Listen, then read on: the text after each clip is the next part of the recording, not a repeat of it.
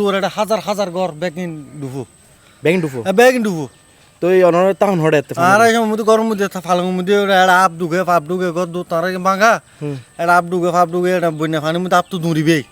পানি বেশিলে আপ তো দৌড়িব আর বাসার মধ্যে আপটাপ গলে বই তাই আচ্ছা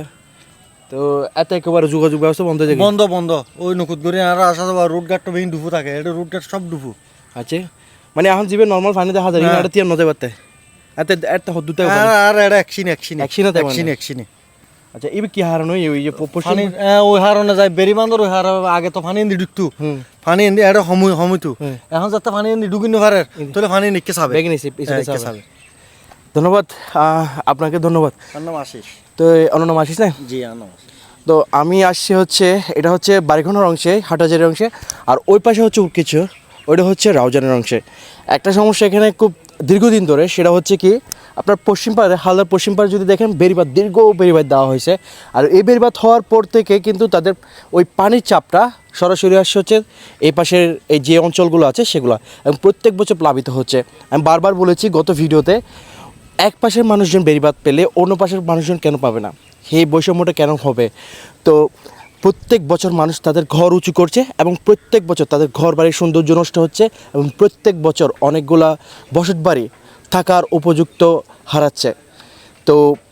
এই বিষয় নিয়ে আমরা আসলে সবার কথা বলা উচিত শুধু আমি একজন সাকিব কথা বললে কোনো কাজ হবে না আপনাদের যতটুকু সামর্থ্য আছে সেইটুকু ভিডিও করেন আপনারা লেখালেখি করেন কয়েকজন অ্যাক্টিভিস্টকে দেখেছি উর্কিচর থেকে আছে বাড়িগোনা থেকে আছে এবং কলিফিগোনা থেকে একদম কয়েকজন হাতে গোনা কিন্তু এইদেরকে সমর্থন দেওয়া আপনাদের দায়িত্ব কারণ হচ্ছে আপনার জন্য তারা লিখছে আপনার জন্য তারা কথা বলছে আপনি দেখেন এখানে যদি একটা সুইচ গেটের কথা বলা আছে যদি সেটা হয়ে যায় তাহলে হয়তো বা এই পাশের যে চাপটা পানির চাপটা সেটা কমবে কিন্তু সেটা কমলেও কিন্তু এখানে যদি বেড়িবাঁধ দেওয়া না হয় এই জায়গায় যে কাছাকাছি যেগুলা অঞ্চল আছে বা গ্রাম আছে বসত বাড়ি আছে সবগুলো প্লাবিত হবে তো আমার কথা হচ্ছে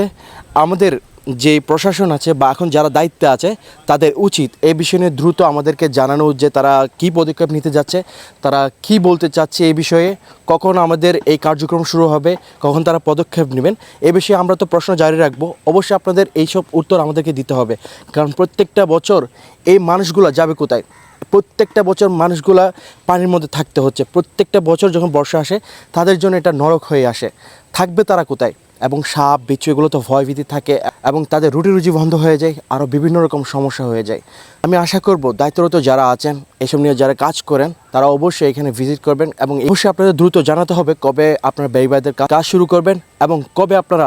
এই সুইচ গেটের কাজগুলো করবেন কারণ সামনে বর্ষা আসতে যাচ্ছে এবং এই বর্ষাতে মানুষ আবারও কষ্ট পেতে যাচ্ছে জানি না কত বর্ষা এভাবে চলে যাবে জানি না কত বর্ষায় মানুষের এত কষ্ট লাঘব আসবে ধন্যবাদ সবাইকে ভালো থাকবেন সুস্থ থাকবেন